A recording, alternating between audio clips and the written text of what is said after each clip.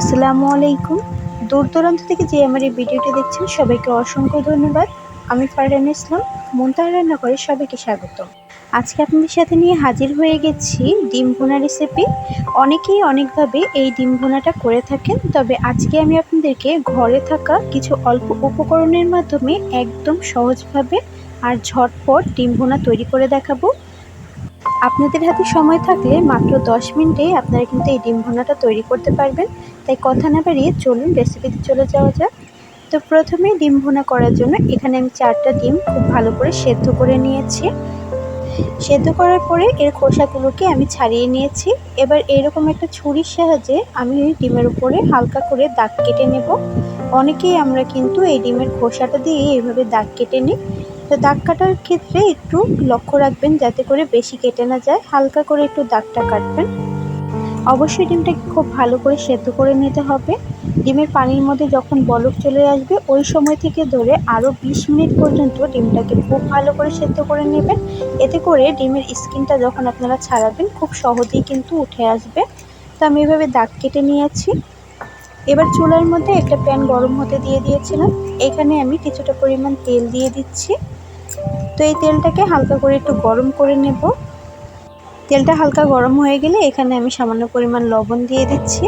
এর ফলে কি হবে যে আমরা যখন ডিমটাকে ভাজবো তখন কিন্তু ডিম আর ছিটে আসবে না, কারণ এই ডিম ভাজার সময় কিন্তু তেল ছিটে আসে আর এতে করে হাত পা পুড়ে যাওয়ার সম্ভাবনা থাকে।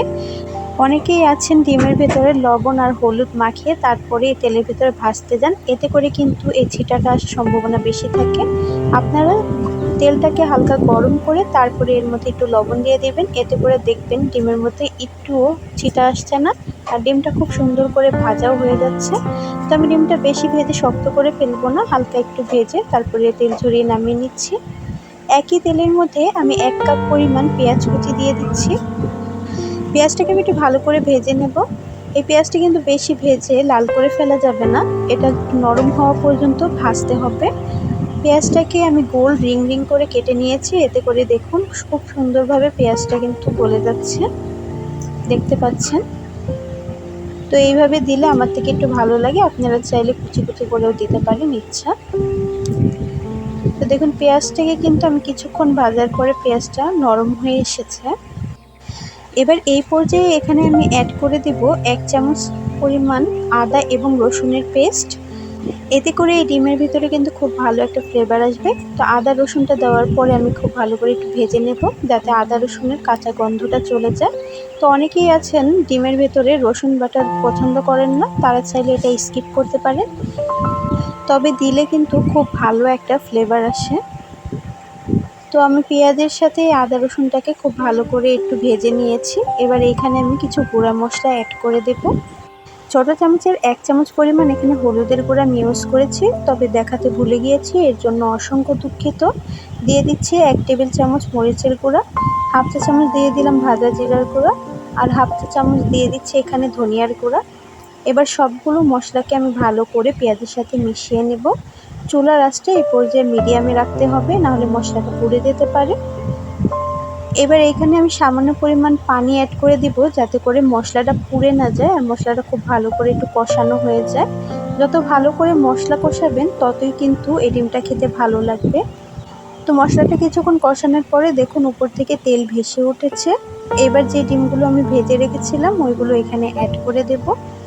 একদম সহজভাবে এখানে আপনাদের দেখানোর চেষ্টা করছি ঘরোয়া মশলা দিয়ে। বেশি মশলা ডিমের ভিতরে ইউজ করলে ডিমের যে একটা ফ্লেভার থাকে ওইটা চলে যায়, একদম বোঝাই যায় না যে আপনি ডিম খাচ্ছেন না অন্য কিছু খাচ্ছেন। ডিমের ফ্লেভারটা যাতে থাকে ওইভাবেই আপনাদের সাথে শেয়ার করার চেষ্টা করেছি। এবার ডিমটা দেওয়ার পরে আমি এখানে কিছুটা পানি অ্যাড করে দিয়েছি যাতে করে মশলাগুলো ডিমের ভেতরে খুব ভালো করে প্রবেশ করতে পারে আর খুব ভালো করে এটা কষানো হয়ে যায়। তো কিছুক্ষণ কষানোর পরে দেখুন ডিমের ভেতরে কিন্তু অলরেডি মশলাগুলো ঢুকে গেছে। তো ডিমটাকে আমি আরও কিছুক্ষণ কষিয়ে নিয়েছি, দেখতে পাচ্ছেন অলরেডি তেলটা উপরে ভেসে উঠেছে। এই পর্যায়ে এখানে অ্যাড করে দিচ্ছি আমি 1/4 চা চামচ গরম মশলার গুঁড়া। শেষের দিকে এই গরম মশলার গুঁড়াটা দিলে খেতে কিন্তু খুব ভালো লাগে। এবার আমি 2 মিনিট চুলাতে রেখে তারপরে নামিয়ে নেব। একদম বাঙালি পদ্ধতিতে ঘরোয়া মশলা দিয়ে আপনাদের সাথে সহজভাবে এই ডিম ভুনা রেসিপিটা শেয়ার করার চেষ্টা করেছি। তা আশা করছি আমার এই ভিডিওটি আপনাদের কাছে ভালো লেগেছে। ভিডিওটি ভালো লাগলে আমার চ্যানেলকে লাইক এবং সাবস্ক্রাইব করতে ভুলবেন না, আর আমাকে কমেন্ট করে অবশ্যই জানাবেন। দেখা হবে অন্য কোনো ভিডিও নিয়ে। ততক্ষণ সবাই ভালো থাকবেন, সুস্থ থাকবেন। আল্লাহ হাফিজ।